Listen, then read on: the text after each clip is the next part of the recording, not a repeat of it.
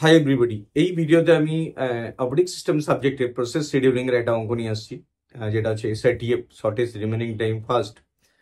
তোমরা জানো যে শর্টেস্ট রিমেনিং টাইম ফার্স্ট যে অ্যালগোটা, সেটা হচ্ছে প্রিএমটিভ শর্টেস্ট অফ ফার্স্ট। এখানে যে প্রসেসগুলো আসে সেই প্রসেসগুলো অ্যারাইভেল টাইম অনুযায়ী যদি যেটা ছোট প্রসেস সেটা আগে কাজ পায়, তারপর যদি নেক্সট অ্যারাইভেল টাইমের মধ্যে থেকে ওর চেয়ে ভালো সাইজের, মানে হচ্ছে কম ছোট প্রসেস যেটা ওর চেয়ে মানে তাড়াতাড়ি কাজ করে ফেলবে, সেটাকে সুযোগ দেওয়া হয়। ডেফিনেটলি কম্পেয়ার করার সময় যে কাজ করছিল আর যে কাজ এলো তাদের মধ্যে যেটা স্মল, সেটার মধ্যে রিমেনিং টাইমটা ক্যালকুলেট করা। যে কাজ করছিল, ধরো যেটুকু কাজ হয়ে গেছে, বাকি টাইমটার সাথে যে ইনকামিং প্রসেসটা এলো সেই টাইমটা ক্যালকুলেশন করা, যেটা রিমেনিং টাইম ইজ স্মল, সেই প্রসেসটাকে নেওয়া হয়। তো এই চার্টটা দেখো, ভালো করে খেয়াল করে দেখো যে এখানে কি করতে বলেছে। Calculate average waiting time for the processes given below। Process দেওয়া আছে P0, P1, P2, P3, চারটে প্রসেস। তাহলে সিপিইউ বার্স্ট টাইম মিন এক্সিকিউশন টাইম, যে টাইমের মধ্যে প্রসেসটা কাজ কমপ্লিট করে ফেলবে, সেটা হচ্ছে 10, 8, 6 টাইম দেওয়া আছে। অ্যারাইভেল টাইম মিন রেডি কিউতে যখন কাজে আসছে প্রসেসগুলো একটার পর একটা, কতক্ষণ পর পর আসছে। সবার আগে এসছে মানে 0 অ্যারাইভেল টাইম, মানে ও ইনিশিয়ালি মেশিনটা অন হয়েছে, তারপরে সিস্টেম অন হওয়ার সঙ্গে সঙ্গে ও কাজে এসে গেছে। তো ডেফিনেটলি ও সবার আগে এসছে বলে ও কাজটা পাবে। যদি দুজন একই টাইমে এসে যায় তখন টাই হয়ে যায়, তখন তার মধ্যে থেকেও যে লিস্টের মধ্যে আগে থাকে তাকে নেওয়া হয় ফার্স্ট কাম ফার্স্ট সার্ভ হিসেবে। তোমরা দেখো যে কিভাবে এই কাজটা করছে। এটা খুবই ইম্পর্টেন্ট একটা প্রবলেম, যে প্রবলেমটা অপারেটিং সিস্টেমের কোশ্চেন ব্যাপারে থাকেই থাকে এভরি টাইম। তো এটা ভালো করে বুঝে নাও যে কিভাবে কাজ হচ্ছে। তো সলিউশন যখন তোমরা করবে, তখন ফার্স্ট অফ অল দুটো জিনিসে খেয়াল রাখবে। একটা হচ্ছে যেটা এক্সিকিউশন হচ্ছে সেটা ন্যাট চার্টের মাধ্যমে দেখাবে, ন্যাট চার্ট যেটা শিডিউলিং চার্ট। আর একটা হচ্ছে রেডি কিউ, যে রেডি কিউটা কে কখন আসছে সেটা ঠিক বুঝতে পারবে, যে কে কার পর কখন আসছে, কে কাজে পাবে না পাবে সেটা বুঝতে পারবে। তাহলে সব ইম্পর্টেন্স দেবে definitely Gantt chart. Gantt chart for SRTF. SRTF এর ফুল ফর্ম বললাম শর্টেস্ট রিমেনিং টাইম ফার্স্ট। যে রিমেনিং টাইম গুলো আছে, যে ইনকামিং আর যে এক্সিস্টিং, তাদের মধ্যে যে শর্টেস্ট হবে, শর্টেস্ট মিন ছোট সাইজের হবে, কম সময় কাজ করে ফেলবে, তাকে নেওয়া হবে। তো ন্যাট চার্ট আঁকার সময় দেখো সবার আগে কি করে বুঝবে কে কাজটা পাবে। ডেফিনেটলি তার জন্য আমি একটা রেডি কিউ বানাচ্ছি। রেডি কিউটা আমি এই পাশে বানাচ্ছি, এটা মেন ক্যালকুলেশন। রেডি কিউটা আমি সবার আগে এইদিকে বানাচ্ছি, সেটা হচ্ছে সবার আগে কে এলো, P0 এসছে, কারণ P0 অ্যারাইভেল টাইম 0। যেহেতু P0 সিস্টেম এসে গেছে, তাই ন্যাট চার্টটাতে কাজটা P0ই শুরু করবে। কারণ একজন রেডি কিউতে যখনই আসলো শর্টেজ অফ ফার্স্ট অ্যালগরিদম অনুযায়ী যে অ্যারাইভেল টাইমে আগে এসছে তাকে কাজে নিয়ে নেবে। তো সিপিইউ ওকে ন্যাট চার্টটা কাজ শুরু করলো, 0 থেকে কাজ স্টার্ট করলো। 0 থেকে কাজ করতে করতে করতে ও নেক্সট টাইম অবধি ওয়েট করবে, যতক্ষণ অবধি নেক্সট কামিং কেউ আসছে। 1 অবধি কাজ করলো। নেক্সট টাইম হয়ে গেলেই এখান থেকে সিস্টেম থেকে জানাবে যে আরেকটা ইনকামিং প্রসেস এসছে। রেডি কিউতে আরেকটা প্রসেস এসছে, তাহলে P0 ছিল, তারপরে একজন এলো, সেটা হচ্ছে ডেফিনেটলি এখানে দেখতে পাচ্ছি P1। P1 এর অ্যারাইভেল টাইম 1, তাই P1, P0 এর পর P1 এলো। এবার দেখো P0 এর কতটা কাজ হয়ে গেল, এটা P0, এটা this is one is known as P0। P1 এর 1 কাজ হলো। P1 এ যেহেতু 1 কাজ হলো, রিমেনিং কত পড়ে রইলো, টোটাল 10 এর মধ্যে 1 কাজ হয়ে গেছে, মানে রিমেনিং 9 পড়ে আছে। 9 ওর ন্যানো সেকেন্ড ওর কাজটা বাকি আছে। আর যে এলো সে হচ্ছে P1। P1 এর বলছে আমি 8 ন্যানো সেকেন্ডে কাজ করে ফেলবো। তার মানে যে ছিল আর যে এলো তাদের মধ্যে থেকে ছোট কে পেলাম, P1। তাহলে P0 কে প্রিএম্প্ট করে দেওয়া। প্রিএম্প্ট কে মানে কি, P0 কে বলবে যে তুমি এখন ওয়েটিং চলে যাও, এবার তোমাকে পরে আবার আনা হবে। সেটা কিরকম, তোমাকে ইন্টারাপ্ট করে দিয়ে আবার কিউতে পাঠিয়ে দেওয়া হলো, যে তোমার থেকে এবার নেক্সট জন এসছে তাকে নিয়ে আসো। তার মানে কি ইন্টারাপ্ট করে ওয়েটিং কিউতে পাঠালো না, মানে কি ইন্টারাপ্ট করে আবার রেডিতে ওয়েটিং করালো। তার মানে তোমাদের ভাবো যদি এটা নিউ হয়, কারণ একটা প্রসেস থেকে রেডিতে আসে, এবার রেডি থেকে ধরো আমি কাজ করতে করতে এখানে এসেছি রানিং এ, এবার রানিং এ হতে হতে আজ আরেকটা প্রসেস বলছে আমি বেটার অ্যালগোরিদম অনুযায়ী, তখন তাকে কি হবে, রানিং থেকে না ওয়েটিং এ পাঠাবে না টার্মিনেট করবে। তো ওয়েটিং এ পাঠাবে না টার্মিনেট করবে, তাহলে কোথায় কি করবে, ইন্টারাপ্ট করে দেবে। রানিং থাকতে থাকতে আবার ওকে রেডিতে নিয়ে আসবে, রেডিতে যে ছিল তারপরে তাকে বসাবে, বলবে যে নেক্সট কে সুযোগ পেয়েছে তাকে নেওয়া হবে। তাহলে P1 কে নেওয়া হলো। P1 কে যদি নেওয়া হলো, তাহলে P1 এখানে চলে এলো, আগেই চলে এলো, P0 এখানে থাকলো। তো এখানে এটা P1 এর 8 হয়ে গেল আর P0 9 হয়ে গেল। তাহলে P1 এখানে স্টার্ট হয়ে গেল। তার মানে এখান থেকে বুঝতে পারলে যে ইন্টারাপ্ট হয়ে গেছে, তার মানে P1 এখানে চলে এসছে এবং P1 কাজ শুরু করে দেবে, কারণ এই দুটোর মধ্যে P1 ছোট, না 8 আর 9 এর মধ্যে 8 ছোট। P1 কাজ শুরু করেছে, P1 করতে করতে করতে করতে 2 হয়েছে। যেই 2 হয়েছে সিস্টেম থেকে জানিয়েছে যে রেডি কিউতে আরেকজন এসে গেছে। কে এসছে? P1 P0 আরেকজন এসছে P2। তার মানে কি এখানে P1 কাজ করছিল এই মুভমেন্টে, তারপর P0 প্রিএম্প্ট হয়ে এসছে, আর এখন এই মুভমেন্টে ঢুকলো P2। P1 এর আর কতটা বাকি রইলো? দেখো P1 এর 1 হয়েছে, তার মানে বাকি রইলো 7। P0 তারপরে P1 এখান থেকে 7 বাকি রইলো, P1 এর 8 9 ছিল, P1 এর 9 ছিল, আর P2 এলো যেটা সেটা 6, P2 6। তো এখানের মধ্যে থেকে P1 আবার যেহেতু 6 ছোট, P2 এখানে দেখো স্মলেস্ট এসছে, তার জন্য P2 আবার চান্সটা পেয়ে গেল। তাহলে কি এখান থেকে P1 P0 P2 মধ্যে থেকে P2 যেহেতু এইমাত্র এলো এবং সে দেখলো যে আমি নিজে ছোট, তাই P2 কাজটা পেয়ে গেল। মানে P2 এখানে কাজ স্টার্ট করে দিল, P2 কাজ করতে থাকলো। তার মানে এখান থেকে আবার এই কিউটার মধ্যে এটা P2 সামনে চলে আসলো। এটা কিউটা জাস্ট তোমাদের নর্মালি কিউটা জাস্ট নর্মালি তোমাদের রাখতে হবে যেখানে শর্টেস্ট টাইম হিসেবে দেখানো হবে। ফার্স্ট ইন ফার্স্ট আউট এর কনসেপ্ট এখানে নেই, অ্যালগো অনুযায়ী শর্টেস্ট গুলো নেওয়া হবে। তার জন্য আমি কিউটা যদি পরপর রাখি তাতে কোনো অসুবিধা নেই। ধরো এখানে P2 এলো, P2টা এখানে কি হলো, P2টা এখানে 6 ছোট বলে তিনজনের মধ্যে দেখে P2 চান্স পেয়ে গেল। P2 চান্স পেয়ে গেল, ও কতক্ষণ অবধি করবে? নেক্সট যতক্ষণটা কেউ আসছে, নেক্সট কেউ আসছে কখন? পরে আসছে। তার মানে P1 ছিল 7 বাকি আছে, P0 ছিল 9 বাকি আছে, P2 কিন্তু 2 হয়ে গেল।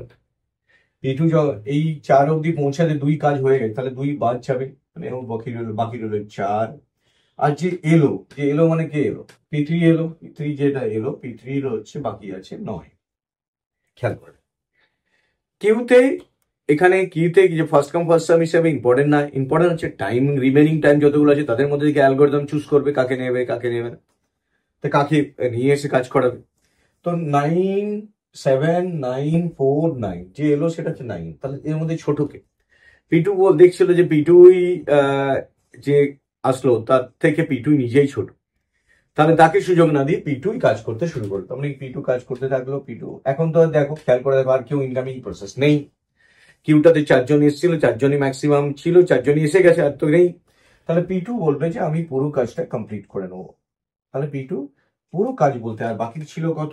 টোটাল 6 এর মধ্যে 4 বাকি ছিল, 4। P2 বাকি কাজটা 4 করে ফেললো, তাহলে P2 কাজটা কমপ্লিট হয়। মানে P2 এখান থেকে কিউ থেকে বেরিয়ে গেল। তাহলে কিউতে দেখো P2 আর নেই, এখন পড়ে রয়েছে কি P0 P1 P0 আর P3। 3 জন আছে, 3 জনের মধ্যে 2 জনের 9 একজনের 7, ডেফিনেটলি যা স্মলেস্ট তাকে নেওয়া হবে, P1 কে নেওয়া হবে। P1 এর বাকি ছিল 7, তাহলে P1 বাকি পুরোটাই করে নিল। তাহলে P1 বললো আমি পুরোটা কমপ্লিট করে নিচ্ছি। P1 এর বাকি ছিল 7, তাহলে 8 এর সাথে 15 হয়ে গেল, P1 ও আউট হয়ে গেল। এবার খেয়াল করে দেখো P0 আর P3, P0 P3 এর মধ্যে দুজনের 9 9 আছে, কাকে চান্স দেবে? দুজনই তো সেম সাইজের রিমেনিং টাইম আছে। তখন অ্যালগরিদম বলছে যে আগে এসছে, কে আগে এসছে? যে আগে থেকে এসছে। কি করে বুঝবে কি আগে থেকে এসছে? অ্যারাইভেল টাইম দেখো না, এখান থেকে P0 সবার আগে এসছে, P3 পরে এসছে, তার মানে এখানে P0 সবার আগে আছে চার্টে, তাহলে P0 চান্স পাবে। তাহলে P0 যখন টাইম হয়ে যাবে, P0 পুরো কাজটা করে নেবে, তাহলে 9 24, আর ফাইনালি P0 শেষ হয়ে যাওয়ার পর P3 কাজটা কমপ্লিট করে নেবে। তার মানে পুরো প্রসেসের এটাও 9 বাকি আছে, 33 কাজটা কমপ্লিট হয়ে গেল। এই ডায়াগ্রামটা আঁকার সময় তোমরা একটু কেয়ারফুলি আঁকো, যে এই যে এখানে এটা এই যে সাইজে 1 আর এই সাইজগুলো দেখো 9, এটা যেন একটু বেশি করে আঁকা হয়। আমার এখানে জায়গা নেই বলে আমি একটু কম সাইজের মধ্যে এঁকেছি, কিন্তু তোমরা যে আঁকার চেষ্টা করবে 1 এর থেকে 9 কে ডিস্টেন্সটা বেশি দেখানোর চেষ্টা করবে, 7 বেশি দেখানো। তো এখানে যেহেতু কম জায়গার মধ্যে হয়েছে এটা, তার জন্য এটা এরকম দেখতে লাগছে, বাট তোমরা আঁকার সময় একটু বেশি কম ডিস্টেন্স মতো করে আঁকবে। এক্স্যাক্টলি আঁকার দরকার নেই, জাস্ট দেখে মনে হয় যেন হ্যাঁ এটা 1 এর মধ্যে সাইজ, ওটা 9 এর মধ্যে সাইজ। তো এটা ফার্স্ট অফ অল ন্যাট চার্টটা বানানো কমপ্লিট হয়ে গেল। তাহলে এখান থেকে এবার আমি কি ক্যালকুলেশন করবো? এখান থেকে আমার পরীক্ষাতে শুধু দিয়েছে এভারেজ ওয়েটিং টাইমটা ক্যালকুলেট করলেই হবে। তো এভারেজ ওয়েটিং টাইমটা আমি কিভাবে ক্যালকুলেট করবো সেটা স্টেপ বাই স্টেপ দেখাচ্ছি। আরেকটা জিনিস খেয়াল করো, যে এই যে চার্টটা আমি মানে ন্যাট চার্টটা বানালাম, এখানটা ঠিক হয়েছে কিনা বুঝবে কি করে? তোমরা তো ভাবছো কি করে বুঝবো ঠিক হয়েছে না হয়েছে। অ্যাকচুয়ালি পুরো কমপ্লিটলি ঠিক হয়েছে কিনা ডায়াগ্রাম অনুযায়ী বোঝা মুশকিল, কিন্তু টাইমটা মিলেছে কিনা সেটা বোঝা যাবে। কিভাবে? দেখো টোটাল বাস টাইম কত, 10 প্লাস 8 18 প্লাস 6 24 প্লাস 9 33। তাহলে sum of the time is 33 and our ending time কত আছে এখানে 33। তার মানে কি প্রত্যেকটা প্রসেসের কাজ কমপ্লিট হয়েছে। যদি কম বেশি হতো তাহলে 33 মিলতো না। প্রত্যেক প্রসেসের সাম করলে যে টোটাল বাস টাইমটা সেটা এক্সিকিউশন হয়ে গেছে, মানে কেউ আর প্রসেস বাকি নেই। এটা কারেক্ট হবে। এবার তোমরা অর্ডারটা কোন দিক থেকে কি করেছো সেটা বুঝতে পারবে না যতক্ষণ অব্দি ক্লিয়ারলি তোমরা লজিকটা জানো। তো দেখো এটা কারেক্ট হয়েছে অ্যালগোটা।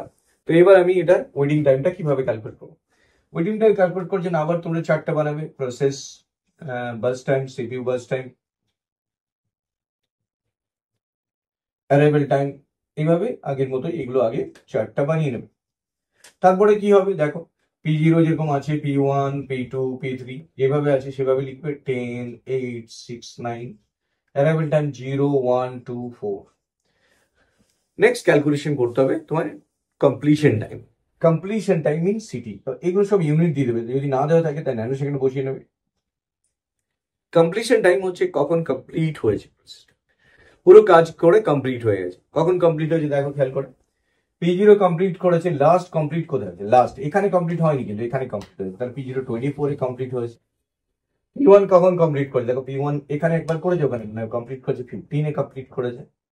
P2 কখন কমপ্লিট করেছে, P2 দেখো একবারই এখানে কমপ্লিট করে নিয়েছে, পরপর কাজ করে 8 এ কমপ্লিট করে নিয়েছে। P3 কখন কমপ্লিট করে, P3 33 তে কমপ্লিট করে, তাহলে প্রত্যেকের কমপ্লিশন কাজটা হয়ে গেছে। প্রত্যেকের নিজস্ব কমপ্লিশন কাজটা করে ফেলেছে।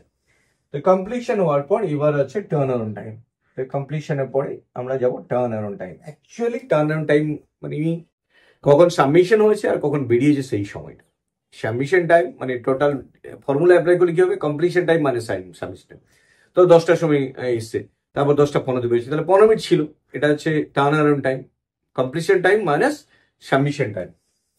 এখানে ফর্মুলাটা কি করে পাবো, completion time turn on time, কারণ এখানে অ্যারাইভেল টাইমটা বাদ দিলে তো টার্ন অনটি পাবো। 24 minus 0 24, 15 minus 1 15 minus 1 14, 8 minus 2 6, 33 minus 4 হচ্ছে 29। তাহলে this are the turn on time. যদি ছবি দেখো, যদি ভাবো যে P2 টার্ন অন কতক্ষণ করেছিল, তাহলে P2 সাবমিট হয়েছিল 2-তে, বেরিয়েছে 8-এ, তাহলে 8 মাইনাস 2 = 6।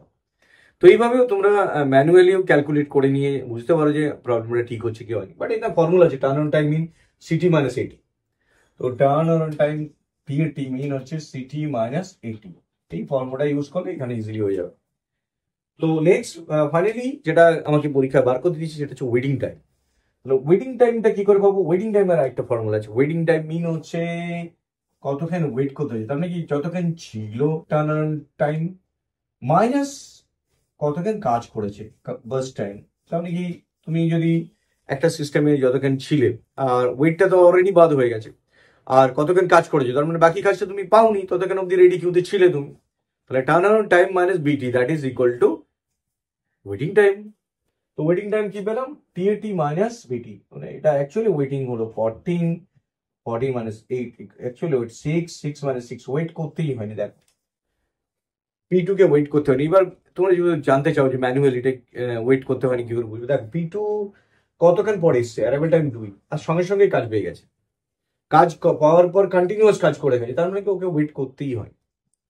যখনই এসছে তখনই ও কাজ পেয়ে গেছে, তার মানে ওকে কোনো রকমের ওয়েট করতে হয়নি, মাঝখানে কোনো প্রিএম্প্ট হয়নি, তো কন্টিনিউয়াস কাজ করে গেছে, পুরো কাজ কমপ্লিট করে ফেলেছে। P3 হচ্ছে 29 মাইনাস বাস টাইম ইন 20। তার মানে আমি প্রত্যেকটারই আমি কমপ্লিশন টাইম পেলাম, টার্ন অন টাইম পেলাম, ফাইনালি ওয়েটিং টাইম পেলাম। তাহলে ওয়েটিং টাইম গুলো পেলাম। এবার আমাকে কোয়েশ্চেন দিয়েছে অ্যাভারেজ ওয়েটিং টাইম। এবার দেখো এই কিউটা কমপ্লিট হয়ে গেছে, কিউটা আমার যেহেতু নিজের বোঝার জন্য কাজে লাগে, তাই কিউটা তোমরা মেইন ডায়াগ্রাম থেকে একটু সাইডে করো। এটা তোমাদের আন্ডারস্ট্যান্ড করতে হেল্প করবে যে কখন আসছে, কার অনুযায়ী কখন কাজটা দেবে। ইম্পর্টেন্ট ডায়াগ্রাম দিস ওয়ান, এই ন্যাট চার্টটা, কারণ যে কোনো প্রসেস শিডিউলিং এ ন্যাট চার্টটা ইম্পর্টেন্ট। এখান থেকে আমি বাকি প্যারামিটার্স গুলো যেটা আমি পেলাম, completion time, turn on time and waiting time, সেগুলো ক্যালকুলেটেড হলো। ফাইনালি যেটা করতে হবে সেটা কি, যে অ্যাভারেজ ওয়েটিং টাইম। তাহলে অ্যাভারেজ ওয়েটিং টাইমটা আমি এখানেই ক্যালকুলেট করছি। Average waiting time equal to calculate করা, অ্যাভারেজ মিন কি কতগুলো প্রসেস এসছে টোটাল, সবাইকে আলাদা আলাদা ওয়েটিং টাইম ছিল, তাহলে আমি সিস্টেমটাতে অ্যাভারেজ কত হলো, অ্যাভারেজ মিন 14 এখানে একটা পেলাম, 6 plus 0 plus 20 divide by number of processes that is equal to 4 nano second. তো এটা হচ্ছে 20 প্লাস 20 40 বাই 4 মিন হচ্ছে 40 বাই 10 ন্যানো সেকেন্ড। তো এই প্রবলেমটাতে প্রত্যেকটা প্রসেসের মানে টোটাল ওভারঅল সিস্টেমে কাজটা হতে প্রত্যেকটা প্রসেসে 10 nano second time averagely wait করতে হচ্ছে। মানে 4টে প্রসেস কেউ হয়তো ওয়েট করেনি, কেউ বেশি ওয়েট করেছে, কেউ মাঝামাঝি ওয়েট করেছে, কিন্তু অ্যাভারেজলি 10 ন্যানো সেকেন্ড প্রত্যেকটা প্রসেসের জন্য ওয়েটিং টাইম যাচ্ছে। ওয়েটিং টাইম মিন কি কাজ পাচ্ছে না তখনও ওয়েটিং টাইমটা যাচ্ছে, সেটা মেনলি রেডি কিউতে থাকার জন্যই হচ্ছে এখানে। তো এই যে পুরো সিস্টেমটা, এটা হচ্ছে shortage remaining time first algorithm. তো this the very important algorithm. এটা একটা ম্যাথামেটিক্যাল প্রবলেম নিলাম, যেটা প্রিভিয়াস কোনো কোয়েশ্চেন পেপার থেকে পেয়েছি, সেটা থেকে নিয়ে সলভ করলাম। তোমাদের প্রবলেমটা বোঝা হয়ে গেল, খুবই ইম্পর্টেন্ট একটা প্রবলেম। তোমরা হোপফুলি স্টেপ বাই স্টেপটা বুঝেছো। তোমরা এই যদি কোনো রকম আরো অসুবিধা হয় তো আমাকে কমেন্ট সেকশনে জানিও। Thank you very much for watching this video, share subscribe it. Thank you.